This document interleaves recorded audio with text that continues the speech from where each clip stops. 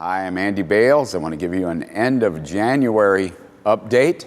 And as you can notice, I'm standing again, got my new leg replacement, and glad to be on 2 feet instead of a wheelchair after about 5 months.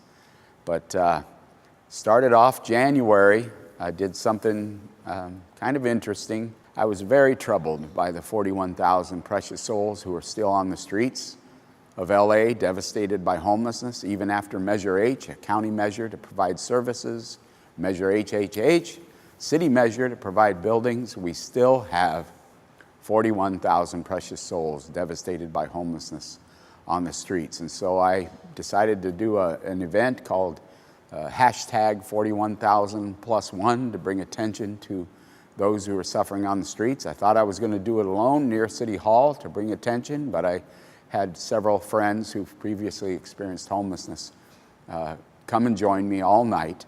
And fortunately, I had arranged 3 blocks away to use a restroom by getting a room at the Doubletree that I never used in order to use the first floor restroom because I didn't know what to do when I was in a wheelchair.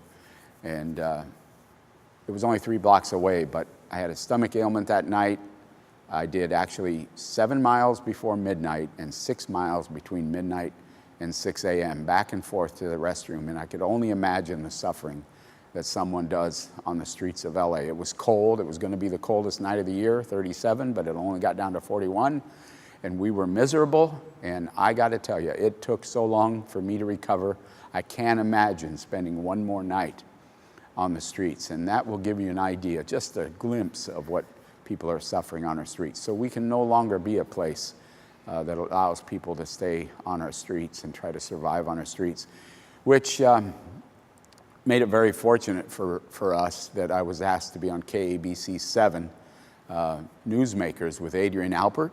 She was able to ask me about, are we moving fast enough in LA to house and shelter people who are struggling on the streets? And I said, absolutely not. We're taking a lackadaisical approach to an emergency situation, an absolute urgent situation to put a roof over people's heads. And I even compared us to New York. New York has more people experiencing homelessness, about 81,000, than LA does, 53,000.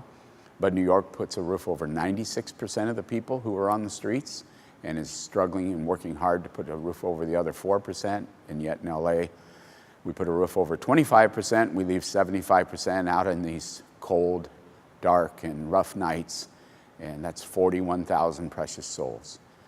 Then I was taped a while ago, K-Love, interview for 24 minutes, nationwide, every city where there's a K-Love radio station, and I was able to tell the story of Union Rescue Mission, my own story, my own personal story of what brought me to this work, and the great work of Union Rescue Mission, and people heard that all throughout the nation on K-Love.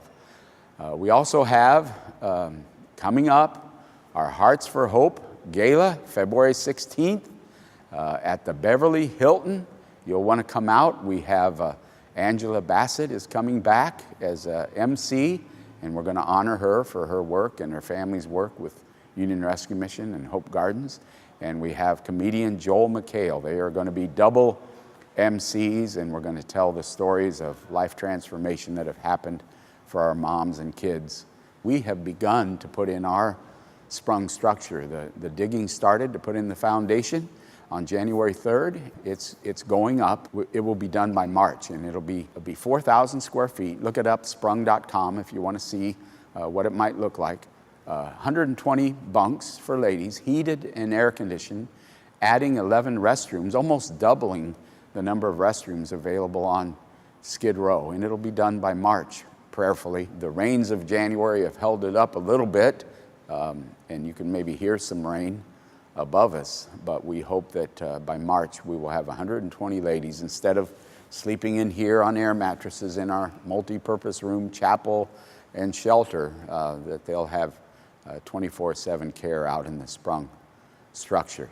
Then I received the opportunity to go speak in St. Augustine, Florida. I got to share a little bit about how I've been able to have some friendships. I really said how God has brought some very wealthy people into my life and how I have become a pastor and a friend to those donors. And I shared some good stories of how those relationships have been built and how those very wealthy friends have helped carry us through some very challenging times, including the Great Recession. So that was quite an honor to get to speak. I also want you to be on the lookout for our annual report. It'll be online soon, and it will share the great work that we have done together in 2018. And when I say we, I don't mean we as in Union Rescue Mission. I mean you and us, and partnering and working together to do great things here and to change lives, to save lives on the streets of Skid Row.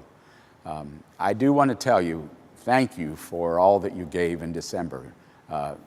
You gave a significant amount, stepped up, and I think we raised about $3.7 million, maybe a little bit more, which is good. It's $1 million more than we raised in December of 2016, but it is down from 2017, and it was $1.7 million off of our budgeted revenue amount in order to keep stepping up to meet the need.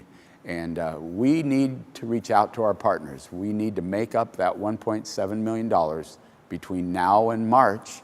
And we cannot do this work without you. We cannot continue to be the mission that never turns away a single woman who comes to our door, never turns away a family with children who comes to our door, and along with serving 500 men. We cannot do that unless our partners step up with us. So thank you for allowing us to do what we do. We treasure you and appreciate you, and God bless you.